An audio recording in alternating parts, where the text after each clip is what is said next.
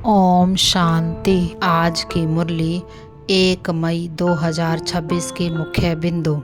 शिव बाबा ने कहा, तुम बच्चे अशरीरी आए थे और अशरीरी हो वापस जाना है, इसलिए देह सहित देह के सब संबंध छोड़ अपने को आत्मा समझकर इस दुनिया में रहना है।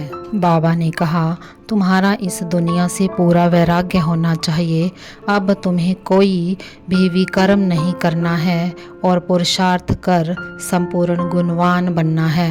बाबा ने कहा, बुद्धि का योग सदा एक बाप के साथ लगाना है।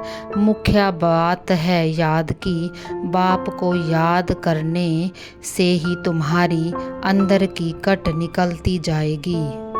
बाबा ने कहा, ऐसे साजन व ऐसे बाप को कभी नहीं भूलना चाहिए जो तुमको स्वर्ग का मालिक बनाने आए हुए हैं।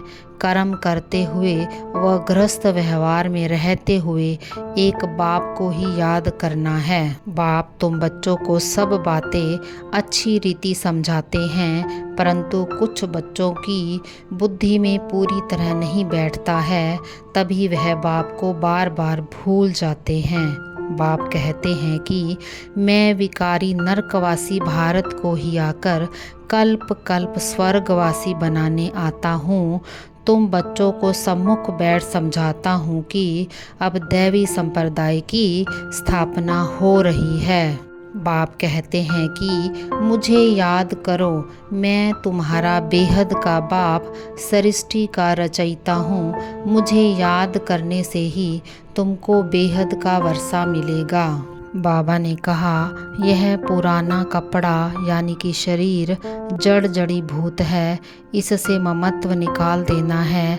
आत्मा को सतो प्रधान बनाने का पूरा पुरुषार्थ करना है। परमात्मा कहता है कि मुझे याद करते हो तो मैं तुमको मुक्ति जीवन मुक्ति का पद देता हूँ। बाबा सुख रचता है न कि दुख रचता। बाकी हम श्रेष्ठ कर्म से सुख भोगते हैं और भ्रष्ट कर्म से दुख भोगते हैं। बाप द्वारा मिले हुए खजानों को सदा कायम रखने का साधन है सदा अचल अडोल रहना। अचल अडोल रहने से सदा ही खुशी की अनुभूति होती रहती है। ओम शांति।